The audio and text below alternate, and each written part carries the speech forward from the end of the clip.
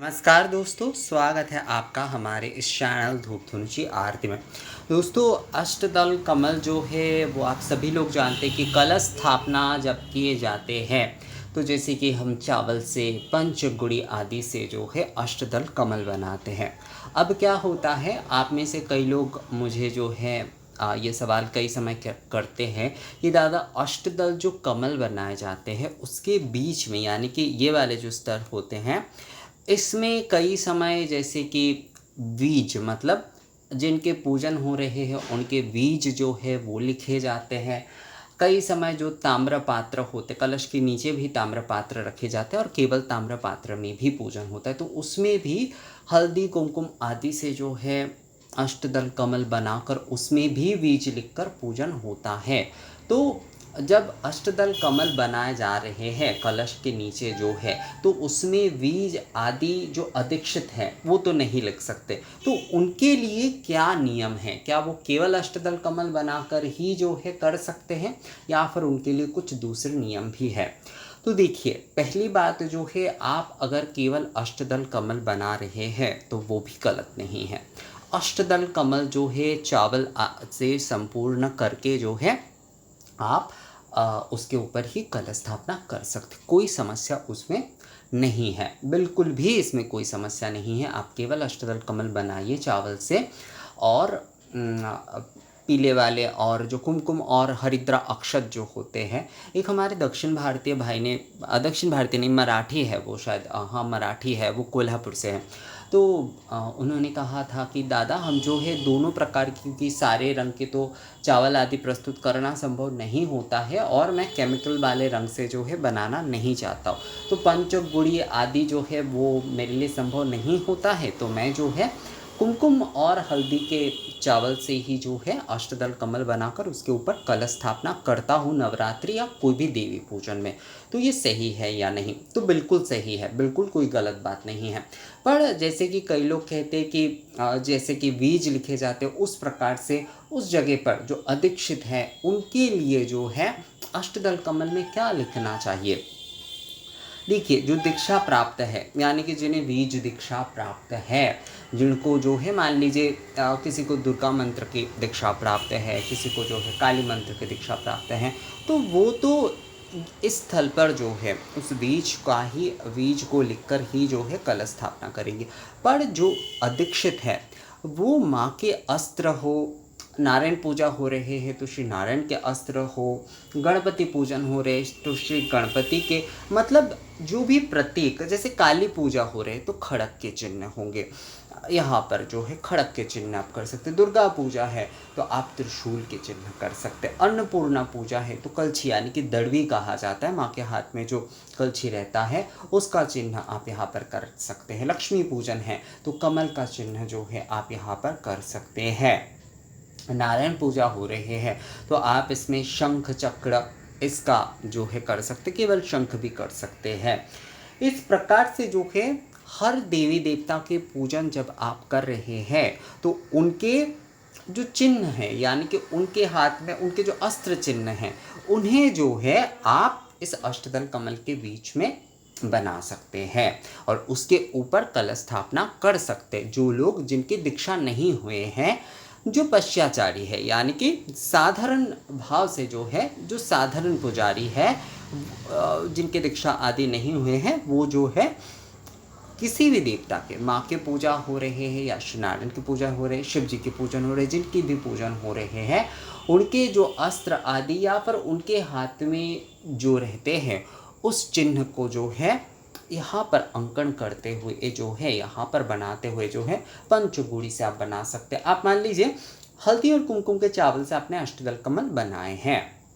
ये वैसे मैंने बहुत ही ऑर्डिनरी बनाया, मतलब मैंने जो है बस आप लोगों को समझाने के लिए बनाया है। इस पे मत जाइएगा कि कई लोग शायद बोल सकते हैं कि दादा ये सही तरीके से नहीं आपने बनाया है, सही तरीके से ड्रॉ नहीं किया है। तो हाँ, ये मैंने बस आप लोगों को समझाने के लिए ऐसे ही बनाया है दोस्तों, कुछ हिसाब आदि से नहीं जो है। तो इसके बीच में जो है आप मान लीजिए आपने जो है हल्दी कुमकुम के चावल से जो है आपने अष्टदल कमल बनाए हैं नवरात्रि के पूजा के समय, तो आप कलश स्थापना जब उसके अष्टदल कमल के ऊपर कर रहे हैं तो उसमें जो है आप यहाँ पर माँ के त्रिशूल के चिन्ह जो है वो आप बना सकते हैं। त्रिशूल के चिन्ह बनाते हुए उसके ऊपर आप कलश स्थापना कर सकते हैं। बीज, क्योंकि आपको बीज जिनके दीक्षा आदि नहीं होते हैं उन्हें बीज का जो है अधिकार नहीं होता है, पर क्या वो विधि पूर्वक जो है पूजा नहीं कर सकते, मतलब उनके लिए कोई विधि नहीं है, तो ये विधि के साथ जो है आप कलश स्थापना कर सकते। अष्टदल कमल के बनाकर जो है उसमें चिन्ह आदि के साथ इस प्रकार से भी आप कर सकते हैं। मैंने तिलक का जो वीडियो बनाया था दोस्तों, तिलक के वीडियो में भी मैंने आप लोगों को कहा था कि जिनके दीक्षा हो गए हैं वो जो है अपने बीज को जो है जो बीज उन्हें प्राप्त हुए हैं, जो बीज मंत्र जो है उस बीज को जो है वो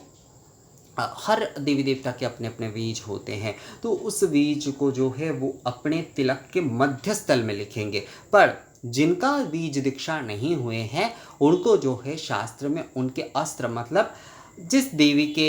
या जिस देवता के आप तिलक कर रहे हैं उनके अस्त्र जो है, खासकर देवी के, जैसे कि खड़क के चिन्ह होते, महाराष्ट्र की तरफ तो बहुत होते हैं, आप देखेंगे खड़क के चिन्ह होते, शिवाजी महाराज आदि उनके भी होते थे। और जो राजपूत है वो अभी भी जो है करते हैं, कई लोग जो है अभी वैसे कम हो गया है बहुत, पर करते हैं फिर भी जो है। अभी तो बस रोली चंदन का ही टीका मैं करते हुए देखता हूँ ज़्यादातर लोगों को, पर अभी भी कुछ लोग जो है इस नियम का पालन करते हैं, अपने इष्ट देवी या देवता के तिलक जो है वो धारण करते हैं। तो उसमें भी जो है जो दीक्षित है, पूर्णता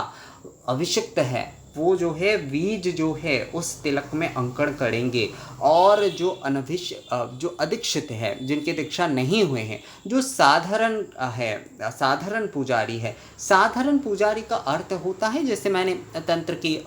3 भाव के वीडियो में बताया है कि पश्चाचार, यानी कि साधारण सरल साधारण रूप से भाव से जो है जो पूजन कर रहे हैं, वो जो है जो भी देवी देवता के चिन्ह हैं, अस्त्र चिन्ह जो है उनका अंकन वो अपने तिलक में भी करेंगे। और जब कलश स्थापना कर रहे हैं तो कलश स्थापना के अष्टदल कमल में भी जो है वो बिल्कुल इसी तरीके से जो है वो, मतलब उसी तरीके से जो है अष्टदल कमल के बीच में, इस बीच में जो है वो उस खड़क के चिन्ह हो, काली पूजा कर रहे हैं तो खड़क के चिन्ह होंगे, दुर्गा पूजा कर रहे हैं तो त्रिशूल के चिन्ह होंगे, लक्ष्मी पूजा कर रहे हैं तो कमल के चिन्ह होंगे, सरस्वती पूजा कर रहे हैं तो वीणा के चिन्ह होंगे, नारायण पूजा कर रहे हैं तो उसमें जो है शंख के चिन्ह होंगे। तो इस प्रकार से जिनके भी पूजन कर रहे हैं, अन्नपूर्णा पूजा कर रहे हैं तो कलछी के यानी कि दरवी के चिन्ह होंगे, जिनके भी पूजा किए जा रहे हैं उनके चिन्ह जो है, अस्त्र उनके हाथ में जो है उसका चिन्ह जो है, देखिए कई जगह पर जैसे कि केवल खरग में काली पूजन किए जाते हैं, कई जगह पर केवल त्रिशूल में दुर्गा पूजन किए जाते हैं, कई जगह पर अन्नपूर्णा पूजन जो है चावल ऐसे रखकर जो है कटोरी में, और उसके साथ साथ दरवी यानी कि कलछी रखकर जो है उसमें भी माँ का पूजन किया जाता है। लक्ष्मी पूजन सो जैसे धान पर किए जाते, कमल के पुष्प आदि माँ को चढ़ा, कमल के पुष्प में भी, मतलब जो शंख होता है, शंख में कमल के पुष्प रख के भी कई लोग जो है पूजन करते हैं माता लक्ष्मी का ध्यान करके जो है उसके ऊपर, तो उनके हर किसी के वो चिन्ह होते हैं। तो आप जो है जब अष्टदल कमल बनाकर कलश स्थापना आप करेंगे तो आप अदीक्षित है, तो इसे आपको कुछ जो है घबराने की ज़रूरत नहीं है। आप उनके वो अस्त्र चिन्ह आदि जो है अंकन करिए और उसके ऊपर आप कलश स्थापना करिए। ये विषय जो है, अगर आप ताम्र पात्र में केवल पूजन कर रहे हैं तो ताम्र पात्र में भी जो है आप अष्टदल कमल बनाकर जो है उसके ऊपर जो है वो लिखकर जो है आप लिखकर का अर्थ होता है जैसे अस्त्र का चिन्ह जो है वो अंकन करके आप कर सकते हैं। ये मैं आपको ना दूसरे किसी वीडियो में बताऊंगा दोस्तों, क्योंकि इस वीडियो में अगर मैं एक साथ वो सारी चीज़ें बताऊंगा तो ये थोड़ा आप लोगों को कन्फ्यूजन हो जाएगा। तो कलश के लिए जो है